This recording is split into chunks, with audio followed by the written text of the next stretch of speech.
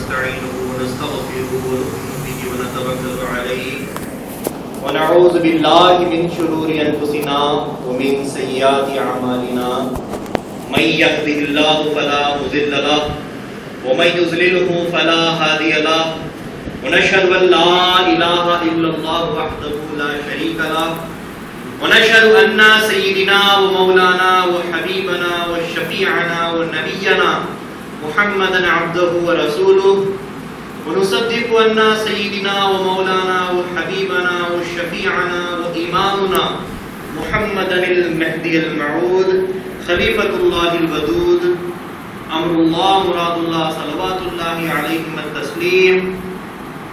أما بعد فقد قال الله تبارك وتعالى في القرآن المجيد والفرقان الحميد أعوذ بالله من الشيطان الرجيم بسم الله الرحمن الرحيم النبي أولى بالمؤمنين من أنفسهم وأزواجه أمهاتهم. وقال في مقام الآخر لقد من الله على المؤمنين إذ بعث فيهم رسولا من أنفسهم يتلو عليهم آياته ويزكيهم ويعلمهم الكتاب والحكمة. صدق اللہ العظیم. ساری تعریف، تمام حمد و ثنا اس خدا واحد کے لیے سزاوار ہے جو رب العالمین ہے، خالق کائنات ہے. درود و سلام ہو رحمت للعالمین، شفیع المسلمین، رسول خدا، افضل الانبیاء محمد مصطفیٰ صلی اللہ علیہ وسلم پر اور آپ کے اہل بیت اطہار، آپ کے ذریات پر. اسی طرح درود و سلام ہو خاتم ولایت محمدیہ، امام الاولیاء، مبین کلام اللہ حضرت میرا مہدی موعود علیہ السلام پر، آپ کے اہل بیت اطہار اور آپ کی ذریات پر. حاضرین محترم، السلام علیکم ورحمۃ اللہ وبرکاتہ. اللہ تبارک و تعالیٰ نے اپنے کلام پاک میں ارشاد فرمایا ہے النبی اولی بالمؤمنین من انفسہم وازواجہ امہاتہم، یعنی کہ نبی مومنوں پر ان کی جانوں سے زیادہ حق رکھتا ہے، اور نبی کی بیویاں ہماری مائیں ہیں، مومنوں کی مائیں ہیں. تو سوال پیدا ہوتا ہے کہ کیوں وہ ہم پر ہماری جانوں سے زیادہ حق رکھتے ہیں؟ انبیاء علیہ السلام نے ہمارے لیے کیا کیا ہے کہ وہ ہماری جانوں پر ہم سے زیادہ حق رکھتے ہیں؟ اس آیت کا شان نزول کا واقعہ یہ ہے کہ جب رسول اللہ صلی اللہ علیہ وسلم نے غزوہ تبوک کے لیے صحابہ کو حکم دیا تو بعض حضرات نے رسول اللہ صلی اللہ علیہ وسلم سے عرض کیا کہ یا رسول اللہ، ہم اپنے ماں باپ سے پوچھ لیں، ان سے مشورہ کر لیں. تو اللہ تبارک و تعالیٰ کو ان کا یہ جواب پسند نہیں آیا. اللہ تعالیٰ نے فوراً اس آیت کا نزول کیا کہ النبی اولی بالمؤمنین من انفسہم، نبی تم پر تمہاری جانوں سے زیادہ حق رکھتے ہیں. وہ جب حکم دے دیں، وہ جب کہہ دیں تو تم پر اس کی اطاعت لازم ہے، چاہے ماں باپ کہیں یا نہ کہیں، چاہے تمہارا دل کرے یا نہ کرے، بہرحال تم پر نبی کی اطاعت واجب ہے. اس آیت میں لفظ اولا بڑا خاص لفظ ہے. مفسرین نے اس کے 3 ترجمے کیے ہیں. پہلا ترجمہ اولا کا آقا اور مالک کا کیا ہے. تو اب آیت کے معنی یہ ہوں گے النبی اولی بالمؤمنین من انفسہم، نبی مومنوں کی جانوں کے آقا ہیں، ان کے مالک ہیں. نبی مومنوں کے آقا ہیں. حاضرین محترم، وہ لوگ جو انبیاء کو، رسول کو اپنی طرح کہتے ہیں کہ ہمارے جیسا عام انسان ہے، یا یہ کہتے ہیں کہ ہمارا بڑا بھائی ہے، تو جان لو کہ اللہ تعالیٰ تو کلام پاک میں فرما دیا کہ وہ تمہارے آقا ہیں، وہ تمہارے مالک ہیں، تم ان کے غلام ہو. ملکیت کس طرح، کیسے مالک؟ جیسا کہ تم اپنے اعضائے جسم کے مالک ہو، کہ تم اگر سوچتے بھی ہو کہ مجھے پانی چاہیے تو ہاتھ فوراً اٹھ جاتا ہے، تم اگر سوچتے ہو کہ کچھ بولنا چاہو تو زبان بولنا شروع کر دیتی ہے، ایسے وہ تمہاری جانوں کے مالک ہے کہ اگر وہ تم کو حکم دے تو تم پر اس کا عمل لازم ہے، ایسے مالک۔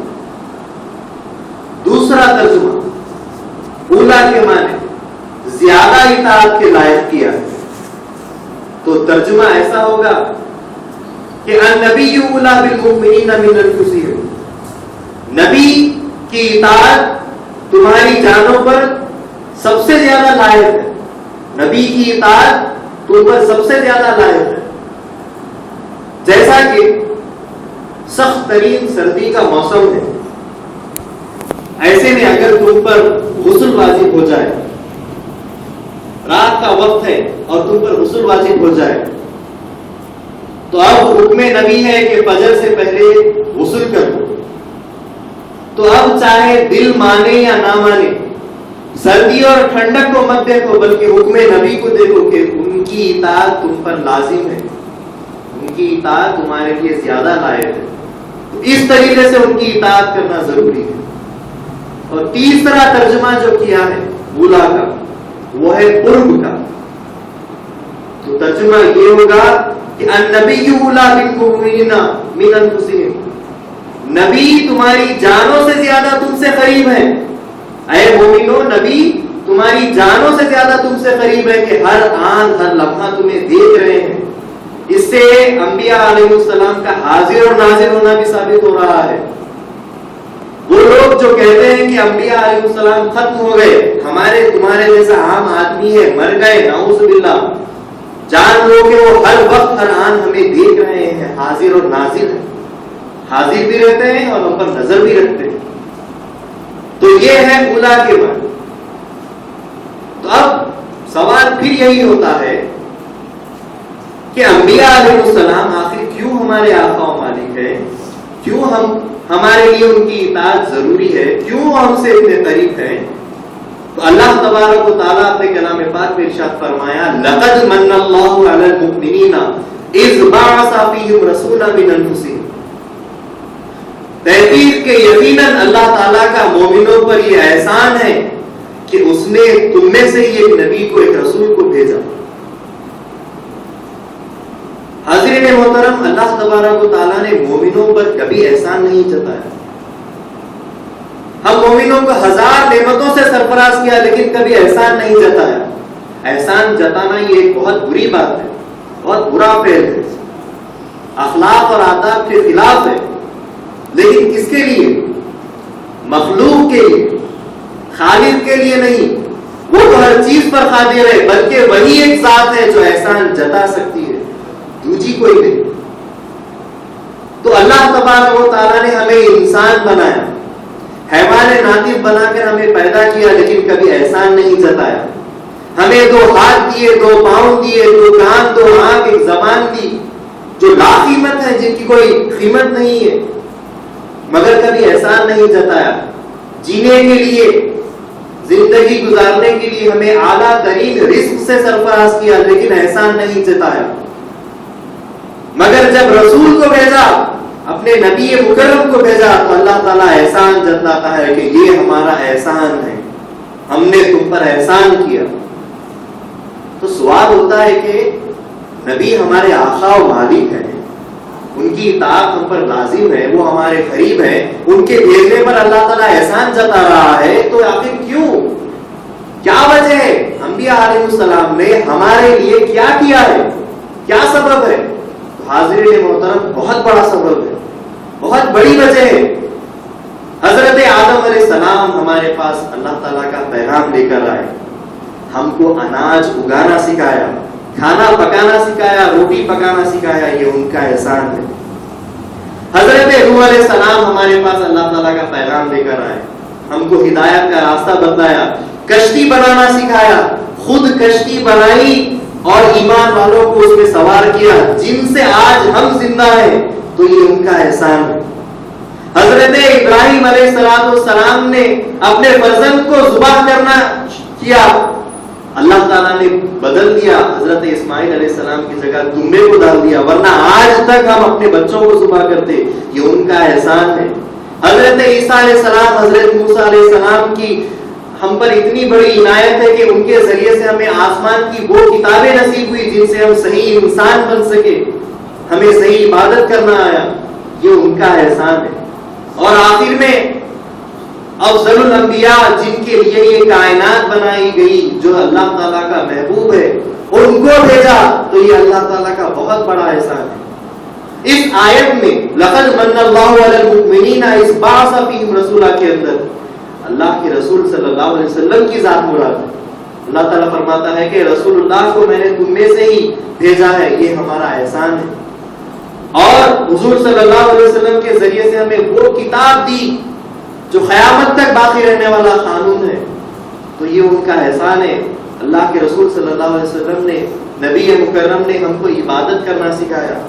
یتلو علیہم آیاتہ، ہم پر اللہ تعالیٰ کی آیات کی تلاوت کی، ہمیں آیات کی تعلیم دی۔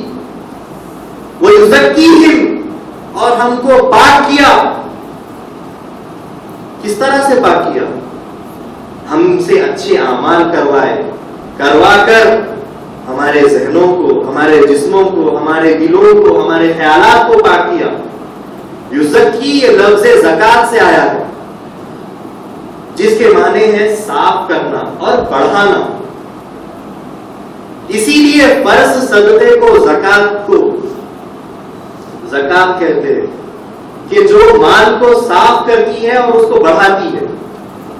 بالکل اسی طرح انبیاء علیہ السلام، رسول اللہ صلی اللہ علیہ وسلم ہمارے عقیدوں کو پاک فرماتے ہیں اور ہمارے سینوں میں ایمان ڈالتے ہیں، جس کی وجہ سے ہم سے اچھے اعمال بڑھ جاتے ہیں۔ تو حاضرین محترم، مثال کی طور پر ایک کافر کو اگر آپ لیں جو اللہ تعالیٰ کا انکار کرتا ہے، تو وہ کیا ہے؟ وہ نجس ہے، وہ ناپاک ہے۔ ناپاک یعنی کہ اس کے جسم پر کوئی غلاظت لگی ہوئی نہیں ہے، بلکہ اس کا دل ناپاک ہے کہ اس میں غیر اللہ بسا ہوا ہے۔ تو کافر باطنی طور پر نجس ہے، نجاست باطنہ میں ملوث ہے۔ لیکن جب ایک کافر اسلام قبول کرتا ہے، کلمہ طیبہ پڑھتا ہے، کہتا ہے لا الہ الا اللہ محمد رسول اللہ، گواہی دیتا ہوں میں کہ اللہ ایک ہے اور محمد اللہ کے رسول ہے، تو وہ پاک ہو جاتا ہے اور اسلام میں اس کا شمار ہو جاتا ہے۔ تو سوال کرنے والے نے سوال کیا کہ کیا صرف لا الہ الا اللہ کہہ دینے سے وہ پاک ہو جائے گا؟ کہا گیا نہیں۔ تو پھر آخر اس کلمہ طیبہ میں کیا چیز ہے جس سے ایک کافر پاک ہو کر ایمان کی حالت میں داخل ہو رہا ہے، کفر سے ایمان میں بدل جا رہا ہے؟ تو بتایا گیا کہ نام محمد ہے، رسول اللہ صلی اللہ علیہ وسلم کا نام ہے کہ اللہ کے رسول کے نام لینے سے وہ پاک ہو رہا ہے۔ تو معلوم ہوا وہ یزکیہم، وہ تم کو پاک کرتے ہیں، نہ صرف وہ پاک کرتے ہیں بلکہ ان کے نام سے بھی تم پاک ہو جاتے ہو۔ تو یہ اللہ کے رسول صلی اللہ علیہ وسلم کی شان ہے کہ وہ تم کو پاک کرتے ہیں، وہ یزکیہم ویعلمہم الکتاب والحکمہ، اور تم کو کتاب کی اور حکمت کی تعلیم دیتے ہیں، کتاب سکھاتے ہیں، حکمت سکھاتے ہیں۔ تو یہ سب ان کا احسان ہے، اتنے ساری چیزیں انہوں نے ہمارے لیے کیا ہے۔ ہر دور میں ہر نبی نے ہمارے لیے بہت کچھ کیا ہے، یہ ان سب کا احسان ہے۔ اور اللہ تعالیٰ نے ان کو ہماری ہدایت کے لیے بھیجا، یہ اللہ تعالیٰ کا بڑا احسان ہے۔ اسی لیے اللہ تعالیٰ آیت میں ارشاد فرمایا کہ لقد من اللہ علی المؤمنین اذ بعث فیہم رسولا من انفسہم، ہم نے تم پر احسان کیا کہ تم میں سے ہی ایک نبی کو بھیجا۔ یہاں تک تو آیت کی تفسیر تھی، تشریح۔ اب بات کرتے ہیں کہ لفظ نبی کیا چیز ہے۔ نبی یہ لفظ کیا چیز ہے؟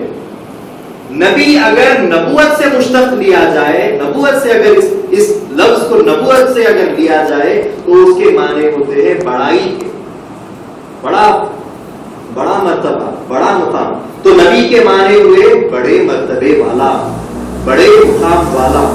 اور اگر نبی کو نبا سے مشتق لے تو اس کے معنی ہوں گے پیغام کے، خبر کے۔ تو نبی کے معنی ہوئے خبر دینے والا. اور اصطلاح شریعت میں، شریعت کے لحاظ سے نبی وہ ہے جس کو اللہ تعالیٰ اپنی مخلوق کی، اپنے بندوں کی ہدایت کے لیے بھیجے، وہ نبی ہے. علماء اور محدثین نے نبی کے 3 معنی بتلائے. نبی کا پہلا معنی یہ کہ خبر دینے والا، نبی کا دوسرا معنی یہ کہ خبر رکھنے والا، اور نبی کا تیسرا معنی یہ کہ خبر لینے والا. تو پہلے معنی کی بات کرتے ہیں کہ النبی خبر دینے والا. تو سوال پیدا ہوتا ہے کہ کس کو خبر دینے والا، کس کی خبر دینے والا؟ خالق کو مخلوق کی خبر دینے والا یا مخلوق کو خالق کی خبر دینے والا؟ حاضرین محترم، اخبار، خط، تار، television, phone, mobile, news agencies, یہ ساری کی ساری چیزیں خبر دینے والی ہیں، مگر ان کو نبی نہیں کہا جاتا. یہ تو فرش والوں کو فرش کی خبر دیتے ہیں، مگر نبی وہاں کی خبر دیتا ہے جہاں سے نہ تار آتا ہے، نہ فون آتا ہے، نہ ٹیلی فون، نہ موبائل، نہ ٹیلی ویژن، نہ نیوز کام کرتا. تو معلوم ہوا کہ کوئی خاص خبر دینے والے کو نبی کہتے ہیں، تو وہ ہے غیب کی خبر دینے والا. صاحب تفسیر مدارک نے فرمایا النبی من النبا لأنہ یخبر عن اللہ تعالی. نبی نبا سے ہے، اس لیے ہے کہ وہ اللہ تعالیٰ کے بارے میں خبر دیتا ہے جو غیب الغیب. تو معلوم ہوا کہ نبی خبر دینے والا اس طرح ہوتا ہے. دوسرے معنی نبی یعنی خبر رکھنے والا، تو مطلب یہ ہوگا کہ خدا کی ساری خدائی کی خبر رکھنے والا. حاضرین محترم، خبر وہی دے سکتا ہے جو خبر خود رکھتا ہے. تو خود خبر رکھنے والا ہے. اللہ کے رسول صلی اللہ علیہ وسلم سلطنت الہیہ کے وزیر اعظم ہیں، جن کو اللہ تبارک و تعالیٰ نے ذرے ذرے اور خطرے خطرے کی خبر دی ہے. وہ ہر چیز کی خبر رکھنے والے ہیں. حدیث شریف میں آیا ہے کہ ایک مرتبہ رات کا وقت ہے، آسمان بالکل صاف ہے، ان گنت تارے نظر آ رہے ہیں. تو بی بی عائشہ صدیقہ رضی اللہ تعالیٰ عنہ رسول اللہ صلی اللہ علیہ وسلم سے عرض کرتی ہے کہ یا رسول اللہ، کیا آپ کی امت میں کوئی ایسا شخص بھی ہے جس کی نیکیاں ان تاروں سے بھی بڑھ کر ہے؟ کیا پیارا سوال ہوا، کیا شاندار سوال ہوا. رسول اللہ صلی اللہ علیہ وسلم نے یہ نہیں فرمایا کہ اے عائشہ، میں یہاں پر تم کو مسئلے مسائل بتانے آیا ہوں، ان تاروں کی گنتی سے میرا کیا تعلق. نہیں فرمایا. یہ بھی نہیں فرمایا کہ ذرا ٹھہرو، جبرائیل علیہ السلام کو آنے دو، میں رب سے پوچھ کر بتاؤں گا. یہ بھی نہیں فرمایا. اور یہ بھی نہیں فرمایا کہ لاؤ کاغذ اور قلم، میں حساب کتاب کر کے جمع اور تفریق کر کے تمہیں بتلاؤں. بلکہ فوراً آپ نے فرمایا کہ ہاں، میری امت کا ایک ایسا شخص ہے جس کی نیکیاں ان تاروں سے بھی بڑھ کر ہے. تو بی بی عرض کرتی ہے کہ کون؟ تو رسول اللہ صلی اللہ علیہ وسلم فرماتے ہیں حضرت عمر. حضرت عمر ہیں. تو بی بی عرض کرتی ہے کہ یا رسول اللہ، میرے والد سیدنا حضرت ابو بکر صدیق رضی اللہ تعالیٰ عنہ، جو سفر و حضر، جنگل اور گھر ہر وقت آپ کے ساتھ رہتے ہیں، ان کا کیا حال ہے؟ تو رسول اللہ صلی اللہ علیہ وسلم فرماتے ہیں انہیں کیا پوچھتی ہو، ان کی ہجرت والی ایک رات کی نیکی عمر فاروق کی زندگی بھر کی نیکیوں سے بڑھ کر ہے. تو اللہ کے رسول ہر چیز کی خبر رکھتے ہیں، بلکہ ان کا دست مبارک اگر کسی چیز پر پڑ جائے تو وہ بھی خبر رکھنے والا ہو جاتا ہے. جیسا کہ حدیث شریف میں آیا کہ ایک مرتبہ رسول اللہ صلی اللہ علیہ وسلم خچر پر سوار ہو کر صحابہ کے ساتھ جا رہے تھے. اچانک آپ کا خچر ایک جگہ پر رک جاتا ہے اور دونوں پیر اٹھا لیتا ہے. تو رسول اللہ صلی اللہ علیہ وسلم فرماتے ہیں کہ میرے خچر نے اس زمین کے نیچے دو قبروں پر عذاب ہو رہا تھا، اسے دیکھ لیا، اس لیے رک گیا. تو یہ خچر کی طاقت نہیں ہے، بلکہ رسول اللہ صلی اللہ علیہ وسلم کی ذات کا فیض ہے، جس کی وجہ سے اس خچر نے زمین کے تلے اس عذاب کو دیکھ لیا. اسی طرح خاتم ولایت محمدیہ حضرت میرا مہدی موعود علیہ السلام، جو آپ کے ہم مقام اور ہم مرتبہ ہیں، ان کے زمانے میں جب مہدی موعود علیہ السلام साबरमती किनारे के यहाँ गुस्ल फरमाने के लिए तशरीफ ले जाते हैं, तो वहाँ एक अजनबी नौजवान को देखते हैं, कहते हैं भाई जरा मेरी पीठ मल दो। वो अजनबी नौजवान मेहदी अलैहिस्सलाम की इताअत के मुताबिक, हुक्म के मुताबिक फौरन हाजिर हो जाता है और आपकी पीठ मलने लगता है। फिर मेहदी अलैहिस्सलाम फरमाते हैं बैठ जाओ, हम भी तुम्हारी पीठ मल देंगे। और जैसे ही मेहदी अलैहिस्सलाम का दस्ते मुबारक उस अजनबी नौजवान की पीठ पर पड़ता है, तो बयान किया जाता है कि उस पर जज्बा जारी हो जाता है और उससे, उसकी आंखों से पर्दे खुद ही हट जाता है और उसे गैर की चीजें नजर आने लग जाती है। ये है रसूल मेहदी का मकाम कि हर चीज की खबर रखते हैं, बल्कि जिसको छू देते हैं उस पे भी हर चीज की खबर वाज़ेह हो जाती है। तो ये है नबी मुकर्रम सल्लल्लाहु अलैहि वसल्लम, हर चीज की खबर रखने वाले। अब माने कर नबी के माने करते हैं खबर लेने वाले। किसकी खबर लेने वाला? गरीबों की खबर लेने वाला, मिस्कीनों की खबर लेने वाला, बेबसों की खबर, बेकसों की खबर लेने वाला, बेखबरों की खबर लेने वाला, जिनकी कोई खबर नहीं लेता। रिवायत में आया है कि रसूलुल्लाह सल्लल्लाहु अलैहि वसल्लम बेबसों और बेकसों की फरियाद सुना करते थे। एक मर्तबा महफिले बाज गर्म थी, ऐसे में रसूलुल्लाह सल्लल्लाहु अलैहि वसल्लम खवातीन से मुखातिब होकर फरमाते हैं कि जिस किसी माँ के 3 बच्चे कम सिन छोटी उम्र में मर जाए, तो वो बच्चे क़यामत के दिन उसकी माँ की शफाअत करेंगे। तो एक खातून, एक साहबिया उठती हैं, अर्ज करते हैं या रसूलल्लाह अगर किसी के 2 छोटे छोटे बच्चे मर जाए तो रसूलुल्लाह सल्लल्लाहु अलैहि वसल्लम फरमाते हैं वो 2 बच्चे उसकी शफाअत करेंगे। फिर एक खातून उठती है, एक साहबिया अर्ज करती है कि या रसूलल्लाह अगर किसी का 1 बच्चा ही मर गया तो रसूलुल्लाह सल्लल्लाहु अलैहि वसल्लम फरमाते हैं कि वो 1 बच्चा ही उसकी शफाअत करेगा। तो एक खातून बड़ी बेसाख्ता होकर अर्ज करने लगी कि या रसूलल्लाह अगर किसी की औलाद ही ना हो, किसी को बच्चा ही ना हो कि मरे, उसका क्या हाल है? तो रसूलुल्लाह सल्लल्लाहु अलैहि वसल्लम फरमाते हैं उसके लिए हम हैं, हम उसकी शफाअत करें। ये है बेबसों की और बेकसों की खबर लेने वाले, हर एक की खबर लेने वाले। ये है नबी के माने। अब नबी की चंद खुसूसियात है जिससे नबी की नबूवत साबित होती है। मैं चंद खुसूसियात आपके सामने पेश करूंगा कि पहली खासियत नबी की ये है कि इल्मे गैब, गैब का इल्म रखना, गैब की खबर देना, गैब को हासिल रखना, ये नबी की खासियत है जो आम इंसान को हासिल नहीं हो सकती। दूसरी चीज वही का नाजिल होना, फरिश्ते के साथ भी और फरिश्ते के बगैर भी, ये भी नबी की खासियत है, किसी और को ये हासिल नहीं हो सकती। तीसरा मोजेजा, मोजेजा कहते हैं वो चीज या वो काम जो इंसान की अक्ल कबूल ना करे, वो मोजेजा है। जैसा कि हजरत मूसा अलैहिस्सलाम का असा छोड़ना जो अजदहा बन गया, जैसा कि हजरत ईसा अलैहिस्सलाम का एक मिट्टी का परिंदा बनाकर उसमें रूह फूंकना जो आज चमगादड़ जिसे हम जानते हैं, वो मोजेजा है। रसूलुल्लाह सल्लल्लाहु अलैहि वसल्लम का शक्के कमर करना, सूरज को बढ़ाना, ये तमाम चीजें मोजेजा हैं जिसको अकल कबूल नहीं कर सकती।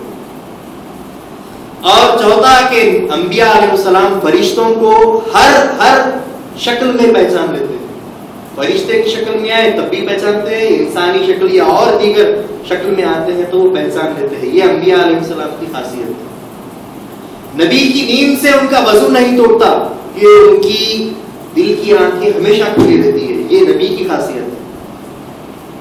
और नबी में 2 तरह होते हैं नबी, एक होता है साहिब किताब और एक होता है बगैर साहिब किताब।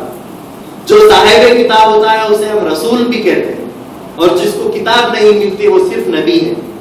हर रसूल नबी है मगर हर नबी रसूल नहीं होता। रिवायत में आया है कि कुल 1,24,000 या 1,80,000 अंबिया में से 313 रसूल हुए। तो ये सब नबी का मकाम है, नबी की खासियत है, नबी की सिफात है। तो अब हम जब जान चुके हैं कि नबी का क्या मुकाम है, नबी हमारे आका हैं, हमारे मौला है, हम उनके गुलाम हैं, तो एक बात रखूंगा आपके सामने कि आका और गुलाम में एक बहुत बेहतरीन रिश्ता, एक बहुत जबरदस्त रिश्ता होता है, वो है अदब का। آقا جو بھی حکم دے ادب کے ساتھ غلام کو کرنا پڑتا ہے، اس کی پیروی کرنا پڑتا ہے۔ تو اب انبیاء علیہ السلام ہمارے آقا ہیں، تو ہم پر لازم ہے کہ ہم ان کا ادب کریں۔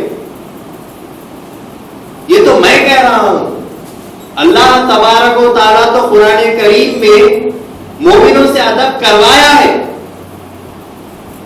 سورہ حجرات میں اللہ تعالیٰ نے فرمایا یا ایھا الذین آمنوا لا تقدموا بین یدی اللہ ورسولہ۔ اے مومنو، دیکھیے ہر جگہ ایمان والوں کا ہی لفظ آ رہا ہے، کافروں سے نہیں کہا جا رہا، منافقین سے نہیں کہا جا رہا، ایمان والوں کا لفظ آ رہا ہے۔ اپنے ہی اپنوں کو تکلیف دیتے، غیر نہیں دیتے۔ تو اللہ تعالیٰ ایمان والوں سے کہہ رہا ہے یا ایھا الذین آمنوا لا تقدموا بین یدی اللہ ورسولہ۔ اے ایمان والو، اللہ اور اس کے رسول سے آگے مت بڑھو، بلکہ اطیعوا اللہ ورسولہ، اللہ اور اس کے رسول کی اطاعت کرو، ان کے پیچھے پیچھے چلو، ان کی پیروی کرو۔ اللہ تعالیٰ ادب سکھلا چکا ہے، آج پھر سکھانے کی ضرورت پڑ رہی ہے، مگر سکھا چکا ہے۔ پھر اللہ تعالیٰ آگے ارشاد فرماتا ہے یا ایھا الذین آمنوا لا ترفعوا اصواتکم فوق صوت النبی۔ اے ایمان والو، دیکھیے پھر ایمان والوں کا ذکر ہے۔ اے ایمان والو، اللہ کے رسول کے اوپر اپنی آوازوں کو بلند نہ کرو، رسول اللہ صلی اللہ علیہ وسلم کی آواز پر اپنی آوازیں مت بڑھاؤ جیسا کہ تم آپس میں بات کرتے ہو، بلکہ ان کے سامنے رہو تو سر جھکا کے رہو، ادب کے ساتھ رہو، ان کو کسی چیز کی تکلیف مت دو، ان کا دل مت دکھاؤ۔ اور جو انسان اللہ کے رسول اور انبیاء علیہ السلام کی بے ادبی کرتا ہے، ان کی شان میں گستاخی کرتا ہے، ان کے مقام کو گراتا ہے، تو اس کا بہت برا اثر ہوتا ہے کہ اللہ تعالیٰ نے خود آگے فرما دیا ان تحبط اعمالکم وانتم لا تشعرون، کہ تمہارے اعمال چھین لیے جائیں گے، ختم کر دیے جائیں گے، مٹا دیے جائیں گے، اور تم کو اس کی خبر بھی نہیں ہوگی۔ یہ حشر ہوتا ہے گستاخ رسول کا، یہ حشر ہوتا ہے انبیاء علیہ السلام کی توہین کرنے کا، کہ اس کو خود کو بھی خبر نہیں پڑتی کہ کب اس کا اعمال نامہ چھین لیا گیا۔ تو حاضرین محترم، یہ انبیاء علیہ السلام کی شان ہے، یہ نبی کا مقام ہے، یہ نبی کی نبوت کا مقام ہے۔ ہمیں ہر آن ہر لمحہ ان کا ادب اور ان کا لحاظ رکھنا ضروری ہے۔ آخر میں دعا ہے کہ اللہ تعالیٰ 1,24,000 اور 1,00,000 یا 1,80,000 انبیاء کے طفیل سے ہمارے آل اولاد، ہمارے ماں باپ، ہمارے دادا دادی، نانا نانی سب کی مغفرت فرمائے، ہمیں ایمان سے اس دنیا میں جلائے اور ایمان سے ہمارا خاتمہ کرے۔ وآخر دعوانا الحمدللہ رب العالمین۔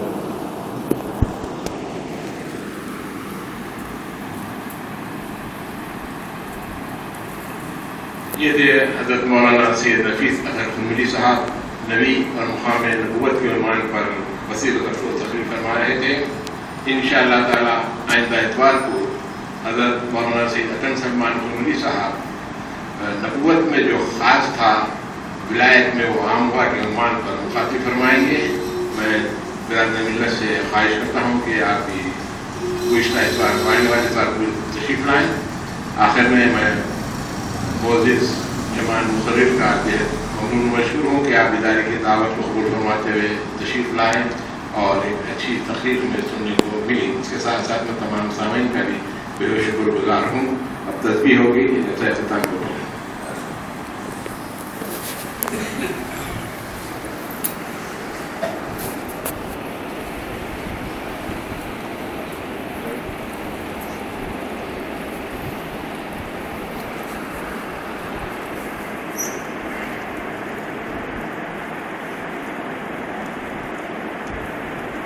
لا الہ الا اللہ محمد رسول اللہ، اللہ الہنا محمد رسول اللہ، القرآن والمہدی امامنا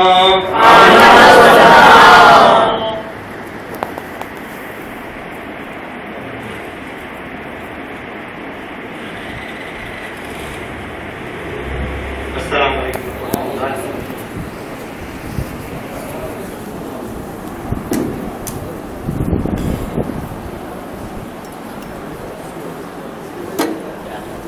جی بھائی جی